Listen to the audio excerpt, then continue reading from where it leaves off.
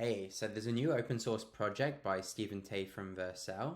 The project's called ChatHN, and what it allows you to do is ask OpenAI to give you answers about anything happening on Hacker News, hence the name ChatHN. The video is going to be split into two parts. At the beginning, I'll try and cover everything like more AI related and specific to that. The end of the video, I'm going to try and cover things just around the project as a whole, like things that might be less relevant to AI specifically, but about the structure of the project and the sort of the new Next.js structure and so on. So let's jump into it. This is the app itself. So you can see I can ask these three questions to Hacker News, or could ask anything myself, sort of the regular ChatGPT interface that we're used to. So let's see, what is the top story on Hacker News right now? I'm going to ask it. And what's interesting about this is it's not limited to 2021. So how does it do that? It calls the Hacker News API, as we're going to see later in the video.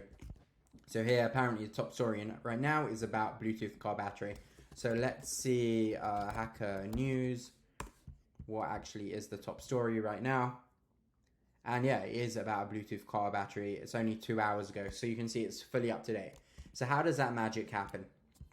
So here's the project. It's open source. It's on GitHub. If you go to Stephen Tay ChatHN, you'll find it, and so on. So let's dive into it. The main project, so it's a Next.js project, but it uses a new Next.js 13.4 structure, which uses something called app router. If you don't know about Next.js, don't worry about it. But in short, Next.js projects, they used to have a pages directory and everything was based off of that. This new structure uses app. I'll dive into that a bit more at the end of the video if you're curious. But let's get to the core functionality that we're interested in. So the project as a whole, as you saw, it's basically just sort of one page and then it jumps into chat mode. Let's refresh it and we'll see basically both screens that we have. This is the main screen. Here you can see sort of the three examples at the top. Give me the top 5 stories, what is the top story right now, and so on. So here you can see everything around that UI. Here you can see the chat.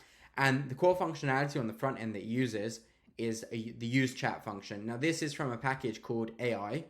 And that's actually a Vercel package. So Vercel, the team behind Next.js, the team behind the Vercel serverless platform for deploying your apps. So they've basically gone and written this package, and it makes it really easy to have this whole sort of ChatGPT streaming type interface. If we sort of just try this again, let's see if we can see it in action. But you'll see like this whole thing, like when the results are being streamed into us, similar to sort of how ChatGPT usually works. So everything around that functionality is happening with this use chat hook in React. Here you can see if we have an error, we show a message and so on. They're tracking some stuff with Vercel Analytics. And if we jump down the page, here's sort of where the core functionality starts. And this is where we start showing the messages that we get in response. You can see the messages, we get them from the use chat hook. Here we see other functions we get from it. So handle submit is loading. Everything is from use chat. And what use chat does is basically, we'll see this in a sec, but it goes to API/chat to get all the info. And in the new Next.js structure, that's going to be in the route.ts file. So here you can see the messages are just being output. OpenAI has 2 types of users, basically 2 roles, a few more, but the main roles we have here are assistant and user.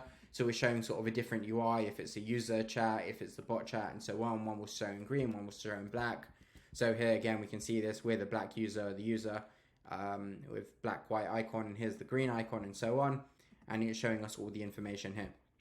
Here you can see we're showing the output in a nice format using React Markdown, user remark GFM, which adds other functionality to Markdown. Like over here, we can see a link and a table and everything. So that's just sort of some nice to have features to improve the UI and so on. But the core functionality is just like get us the messages and then show us these messages in the UI. And then the other part of that is we're going to see below here are the examples we had above. If we haven't submitted a message, and here's the form below. This is where we submit messages to the server to sort of go and run the magic. What's interesting here? Yeah, the core functionality, honestly, is just doing handle submit, which is again using this use chat hook, which is going to send information to our API/chat route. That's basically everything on the front end. The rest of it is just sort of links to different repos and so on. And let's take a look at what's actually happening here. So this is our API route that responds with all the messages.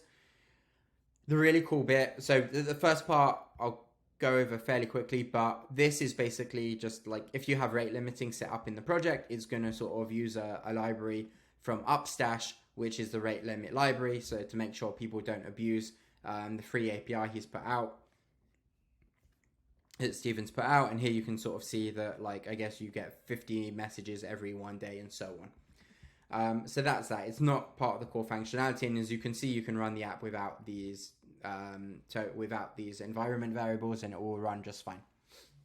Now here's actually where we process the message from the client. So we get a whole bunch of messages sent to us basically, and we're going to call OpenAI with create chat completion. Here you can see we're using ChatGPT 3.5. Version 4 I don't think is available to everyone or most people. I don't think I have access via the API, but when you're using it in the ChatGPT sort of website, you do get access to ChatGPT 4. So here you can see we're passing it the messages, and we have this thing called functions and function called auto. Now this is really cool. I'm going to explain. This is sort of the key piece of new functionality in this project. Basically what it does is OpenAI now has the function calling capability.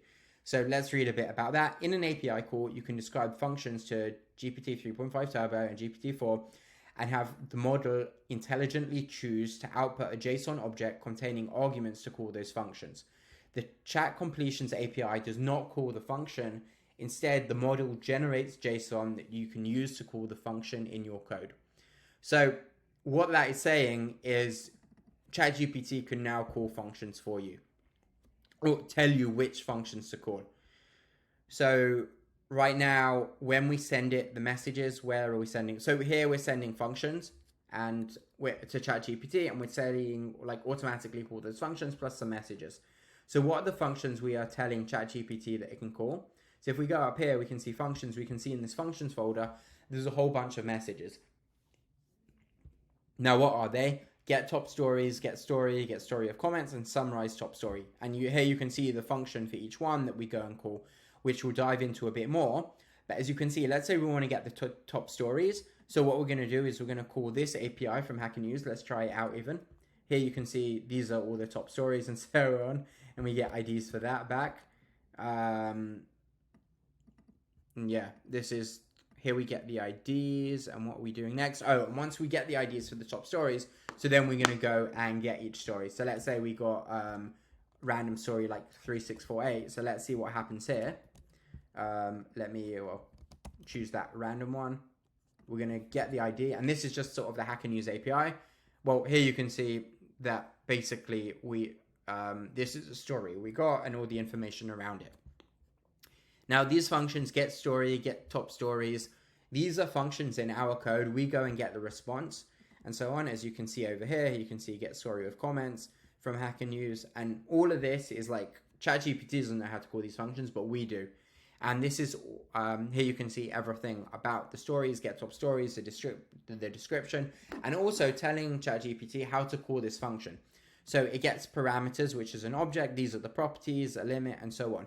So this information, this functions object or array, I guess, is being sent to ChatGPT, and it can call it these functions on our behalf. So if we're going to call the functions when it asks us to call those functions. So here you can see create ChatGPT completion, and we get an initial response back, and we get the message. And now basically over here, there's two outcomes. We can get initial response message with a function call, which means ChatGPT wants us to call a function for it, or we can sort of just have the regular response. So first we're going to take a look at if we have the function call. So here's the function call. We can see we get back name and we get back arguments. If we get, and now once we get this back, what we're going to do is call run function. This is also a function of ours, but the run function basically has name and it has args that we got from ChatGPT. This is what the function that ChatGPT wants us to call on its behalf. So let's take a look again. Run function comes from here. We wrote this, and all this does is if they tell us the name of the function is get top stories, I want it to go and call the get top stories function. Here you can see get story with comments, and this is a story, the ID that ChatGPT will send us because we've provided the right format for it. So we'll go and call this function on our behalf in this code. We'll call it for ChatGPT, and then afterwards, what will happen? So we've gone and run the function. We got the function response, and now we're going to call ChatGPT again. We're going to call it OpenAI again. And this time, we're going to pass it all the previous messages. We're going to give it the response it gave us just now, but we're also going to give it another object here, which is the role function. Before we saw user and assistant, and here we have a third role, which is function. And we're going to give it like sort of the name of the function we called on its behalf, and we're going to give it the response basically that we got from Hack and Use ourselves. And then once we have that, we're going to stream the response to the client, and it will come up bit by bit as we get the answer. And this is again using the AI library from from the Vercel team. If we just get a regular response, so we still want to sort of stream the results, and in short, what Stephen has done here is he breaks a regular message, which is sort of just a string. Here you see content.split. It splits it up into words basically. Every time there's a space, we're going to have a new word, and that's a new chunk. And basically what we're going to do is we're going to return those to the client as a stream, but we're going to randomly choose between 10 and 30 milliseconds between each part.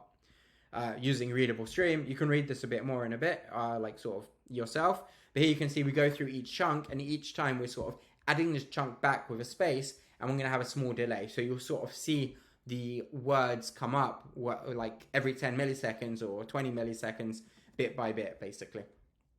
And it will still look as if sort of it's being streamed back to the client, and uses the use chat function that we saw. Yeah, and that's basically everything. It's been 12 minutes. Hopefully that hasn't been too heavy, but you can see like at the end of the day, this is sort of a really simple project. Well, it's a great piece of code, but it's only like a few hundred lines of code. Here you can see basically all the logic is 100 lines to the API with rate limiting, a whole bunch of other stuff. Another 130 lines over here to call the functions from Hack and Use. You could imagine you could change this easily to be sort of work on your own project. And in the page file, yeah, I mean, it's 250 lines of code, but the core functionality, honestly, is like way less. A lot of it is just sort of go to the deploy link if you want to deploy it yourself, or the GitHub link, and so on. So that's the end of the video. I did say I'm going to jump in slightly into the Next.js stuff. I'm actually going to skip it. I decided, sorry about that, everyone that started watching the video. I can do another video. Maybe I'll record a second one, but I don't want this to go on for too long. But hopefully you understood the like sort of core functionality and how you can go and build this yourself. So yeah, hope you enjoyed this video. If you want to go and contribute to the repository, so it's this one over here. Let's take a look. Just sort of go to, well, it's loading, I think. Well, okay, apparently it's gone to dev. I don't want that. I've opened it up sort of in the VS Code view, but here you can sort of just go to the regular repo. Check the license. It's an MIT license, so you can do whatever you want with it. Here you can sort of learn more about the project if you want to contribute, if you want to open issues and so on. We'll give them a star. But yeah, hope you liked it, and subscribe for more stuff like this in the future.